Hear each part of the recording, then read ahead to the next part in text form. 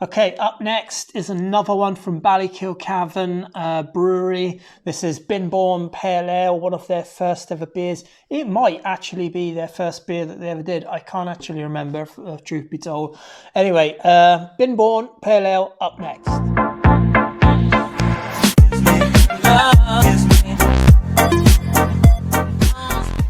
Hey, welcome back to Views and Brews. I am Brendan, and this is one of those beers that I can rely on because I've had several of this pale ale, and it's just a really go-to kind of beer that won't let you down. It's always consistent. It says on the side of it, this pale ale's malty base is balanced by generous additions of bittering and citrus aroma hops. Well, I expect it's 4.6%. I expect from a pale ale that it to be light, refreshing with a bit of crisp bite to it. So let's hope it's this can comes out like that.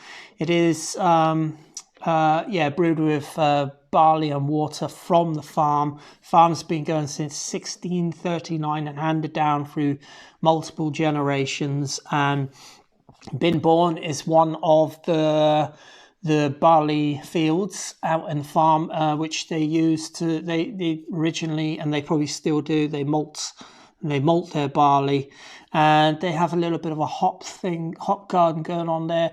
They're just reconverting or redoing all of the barns and all the structural buildings to make it a bit more of a visitor center, and they're just flying it. They're absolutely flying it. Several beers out now, but let's give Binborn a go. Pale ale, 4.6%, exactly the sort of percentage you want for a pale ale.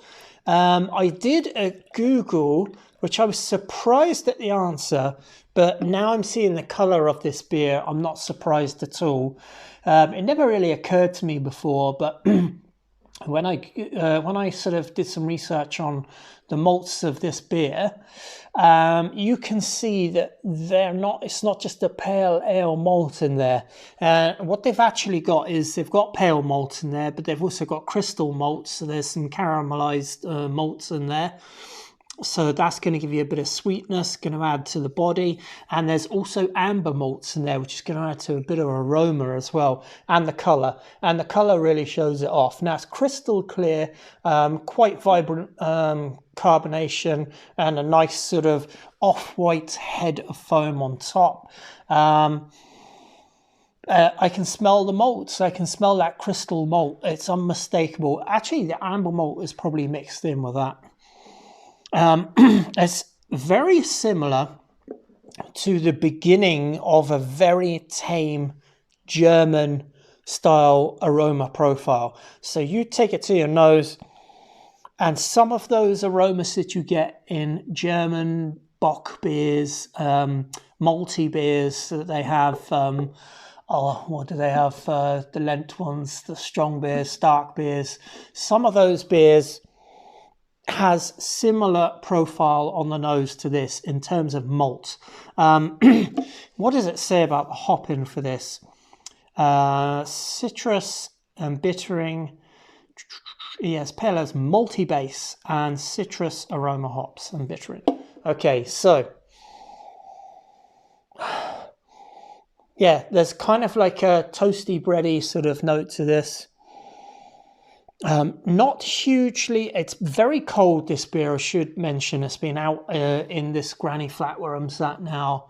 It's been out here in the cold. It is pretty cold in here now. So this is a solid 7 degrees Celsius. I'm not really sure. Maybe I should take the temperature. But anyway, it's fairly cold. It might be muting some of the aroma on the nose. There's a bright sort of hoppy aroma on the nose, but not much. It's really all about the malt. Anyway, cheers, sláinte. I'm going to give this one a go, and I already know that I'm going to like this beer because I've had it several times. So have a look at the can up there. Very cool design on their cans. It's got the family crest on there. Okay, let's give this a go.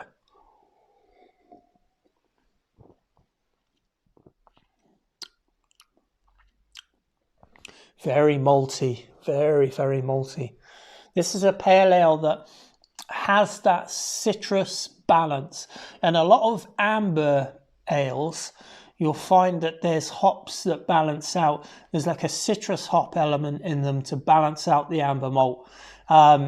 This is kind of like a lighter version of it, and it's really, really enjoyable.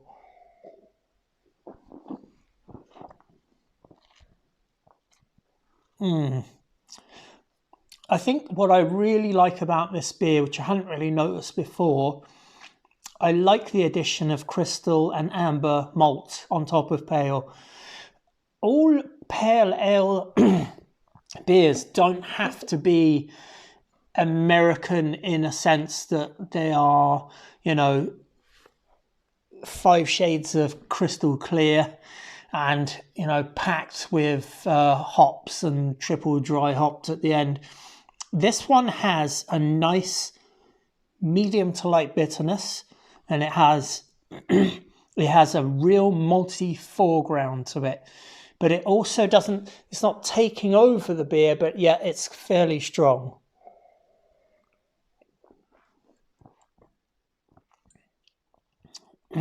It has it has like a traditional bittering to it. Some bittering is very grassy and earthy and, full of tropical fruits and all of that. This kind of has like just a bitterness to it, but then it has a tiny bit of citrus bite on the end of it as well.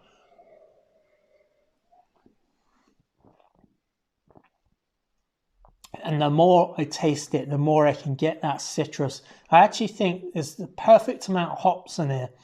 Not all beers need to be 20 grams per litre of dry hopping. This is a very nice beer. I've really enjoyed it.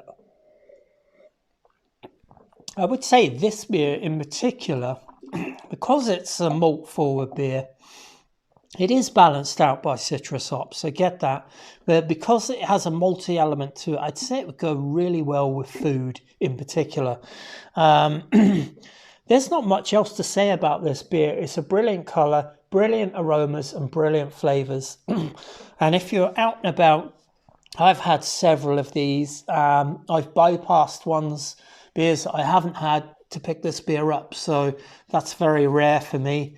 I'm always on the lookout for new beers. But this one, Bin Born Pale Ale, on the side it says malty base, is balanced out by generous additions of bittering. I get the malty, I get the bittering, and citrus, and I get that citrus. Now, the aroma is very light on the citrus, but that's being muted a little bit by the malt. Great beer, absolutely thoroughly recommend it. That's my view on this brew. Cheers, Slancha, and it's on to the next one.